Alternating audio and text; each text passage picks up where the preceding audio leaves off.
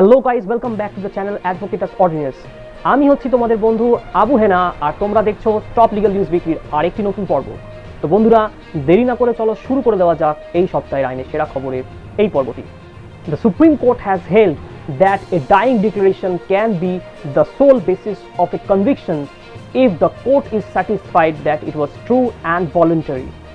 হ্যাঁ বন্ধুরা, supreme court পরিষ্কার করে জানিয়ে দিয়েছে মৃত্যুসজ্জায় যে ডিক্লারেশন দেওয়া হয় যে ক্রাইমটা কে করেছে, সেই বিষয়ে কোর্ট যদি স্যাটিসফাইড থাকে যে সেটা একেবারে সত্য এবং কোনো রকম চাপ সৃষ্টি না করে যিনি মৃত ব্যক্তি তার কাছ থেকে সেই ডাইং ডিক্লারেশন নেওয়া হয়েছে, তাহলে সেই ক্ষেত্রে যে কোনো কোর্ট শুধুমাত্র ওই ডাইং ডিক্লারেশনের বেসিসে, অর্থাৎ মৃত্যুসজ্জায় সে যে কথাগুলো বলেছে আসামির বিরুদ্ধে, সেই বেসিসেই সেই আসামিকে conviction দিতে পারে।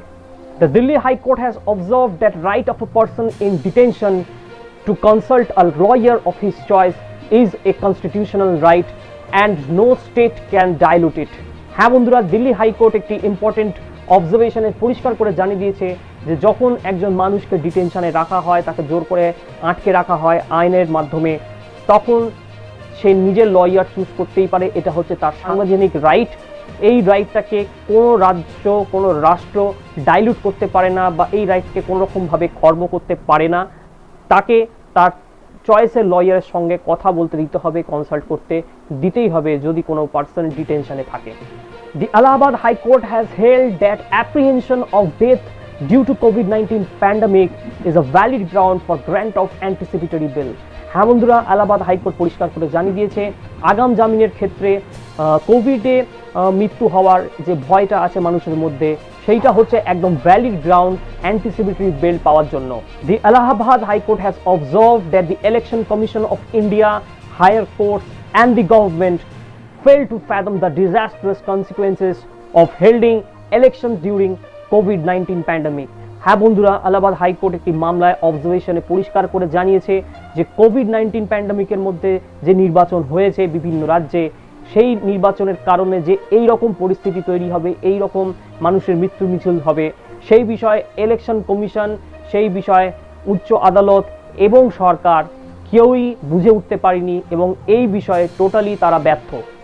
The Allahabad High Court has observed that at least a compensation of 1 crore should be given to the families of the polling officers who died due to COVID-19 during election duty. হ্যাঁ বন্ধুরা, Allahabad high court পরিষ্কার করে একটি অবজারভেশনে জানিয়েছে যে তাদের মত হচ্ছে প্রত্যেকটি পোলিং অফিসার যারা কিনা এই COVID-19 সময় ইলেকশন ডিউটিতে ছিলেন এবং সেই কারণে কোভিড আক্রান্ত হয়ে মারা গিয়েছেন, তাদের প্রত্যেকের ফ্যামিলিকে অন্তত 1 কোটি টাকা করে কম্পেনসেশন দেওয়া উচিত সরকারের বা ইলেকশন কমিশনের। আইনের দুনিয়ার অন্য খবরের দিকে এগোনোর আগে যারা এই ভিডিওটি প্রথমবার দেখছো, যারা এই চ্যানেলে প্রথমবার এসেছো, তারা অবশ্যই নিচে লাল সাবস্ক্রাইব বাটনটা ক্লিক করে সাবস্ক্রাইব করে নেবে এক্ষুনি।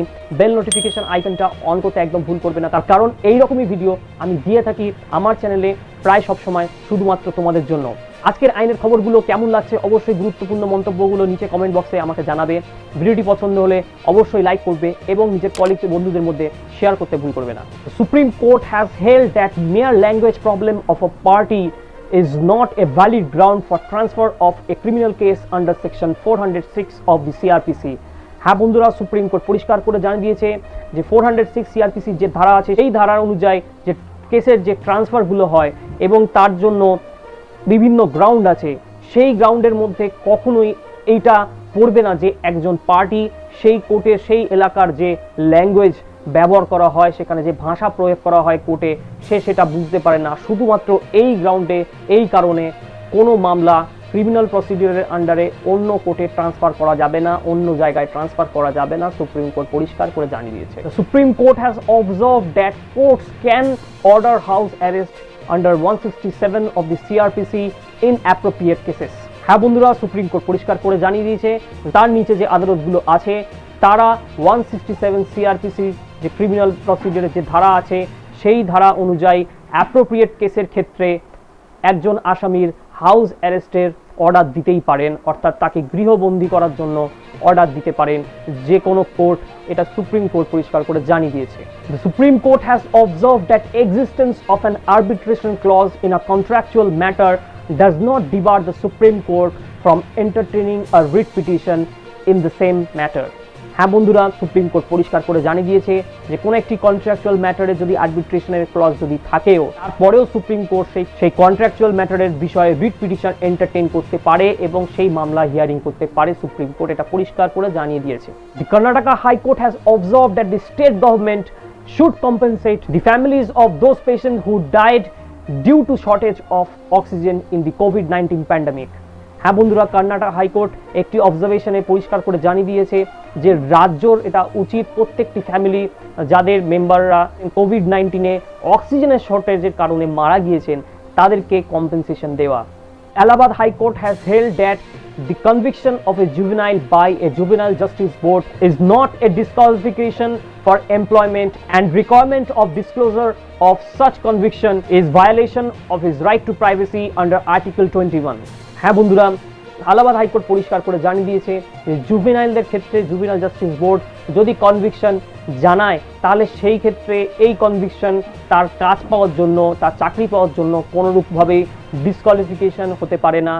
এবং যদি কোনো চাকরির ক্ষেত্রে তাকে এটা ডিসক্লোজ করতে বলা হয় যে তার এরকম কোনো কনভিকশন হয়েছে কিনা জুভেনাইল জাস্টিস বোর্ডের দ্বারা, সেটা হচ্ছে সংবিধানে আমাদের যে রাইট টু প্রাইভেসি আছে, অর্থাৎ গোপনীয়তার যে অধিকার আছে আর্টিকেল 21-এ, সেইটাকে লঙ্ঘন করে। বন্ধুরা, টপ লিগ্যাল নিউজ উইকলির এই পর্বটি আজকে এখানে শেষ করছি। করোনার জন্য লকডাউন অলরেডি আমাদের ওয়েস্ট বেঙ্গলে চালু হয়ে গেছে। সকলেই বাড়িতে থাকবো, সাবধানে থাকবো, সামাজিক দূরত্ব মেনে চলবো। ধন্যবাদ।